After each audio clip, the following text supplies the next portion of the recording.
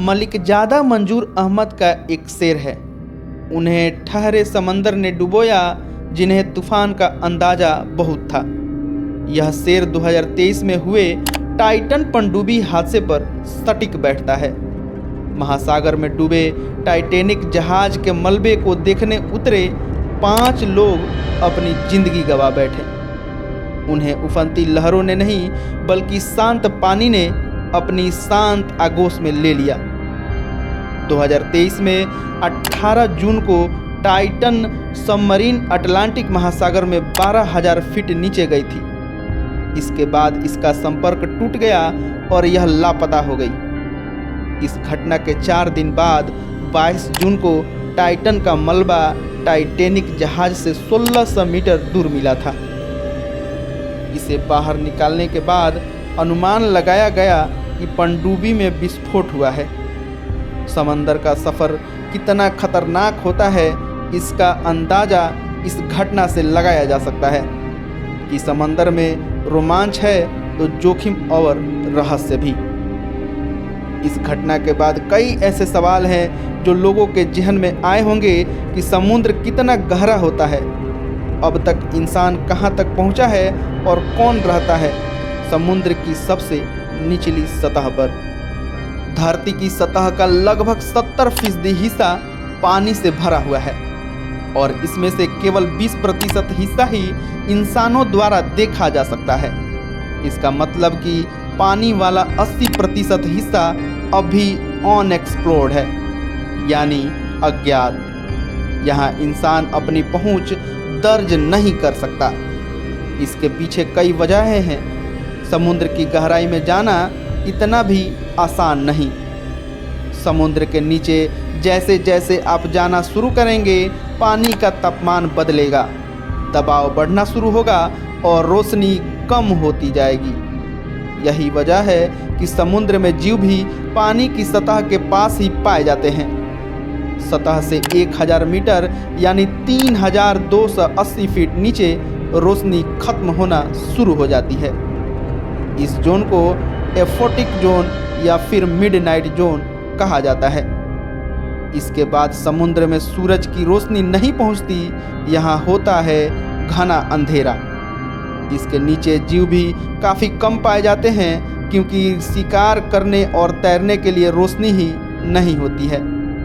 दिलचस्प यह है कि ऐसे क्षेत्र में जो जीव मिलते हैं वे भी खुद से रोशनी पैदा करना जानते हैं। इन क्षेत्रों में रहते हैं sea pig, sea cucumber, snail fish, giant deep sea amoeba. इन्हें दुनिया के सबसे बड़े सिंगल सेल ऑर्गेनिज्म के तौर पर जाना जाता है। ये एक कोशिकीय जीव होते हैं और यह जीव एक ही कोशिका के माध्यम से पाचन, उत्सर्जन और प्रजनन जैसे सभी अहम काम करते हैं। इन्हें आमतौर पर अमर भी कहा जाता है। ऐसा इसलिए क्योंकि ये बूढ़े होने पर मरते नहीं हैं बल्कि नई संतानों में विभाजित हो जाते हैं। समुद्र जितना गहरा है उससे अधिक पहेलियां इससे जुड़ी हैं। अंतरिक्ष की गुत्थियां सुलझाने के लिए इंसान स्पेस में भले ही सहजता से जाता रहा है, लेकिन समुद्र के मामले में ऐसा नहीं है। समुद्र की गहराई को मापना अंतरिक्ष में जाने से कहीं ज़्यादा कठिन है। जोखिम और रहस्य भी ज़्यादा हैं पानी के भीतर। अंतरिक्ष में प्रेशर यानी दबाव शून्य होता है, जबकि समुद्र में ठीक इसका उल्टा है। समुद्र के पास जाने भर से हम पर 15 पाउंड प्रति वर्ग इंच का दबाव पड़ने लगता है। यह दबाव गहराई के साथ साथ बढ़ता चला जाता है। टाइटन पनडुब्बी हादसे की वजहों में एक अनुमान यह भी है कि पनडुब्बी पानी के दबाव से फट गई होगी। टाइटैनिक जहाज का मलबा 3800 मीटर नीचे है। इतना नीचे उतरना जाहिर है कि जोखिम भरा होगा ही।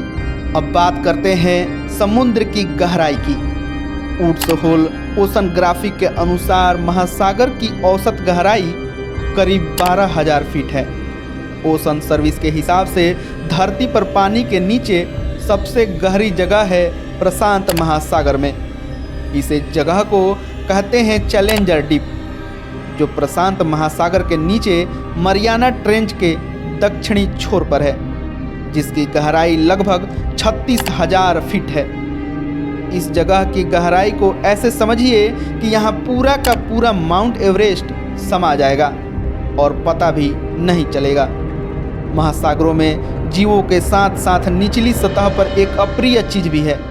समुद्र के रहस्य सुलझाने में इंसानों ने समुद्र में गंदगी भी खूब फैलाई है।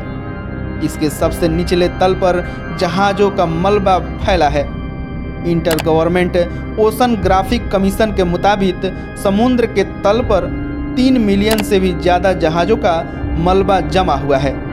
यह समुद्री जीवों के लिए खतरनाक है, साथ ही इंसानों के लिए भी खतरा है, क्योंकि जहाज़ों में इनके फंसने का खतरा होता है। आपको लग रहा होगा कि समुद्र के बारे में काफ़ी जान लिया, लेकिन ऐसा नहीं है।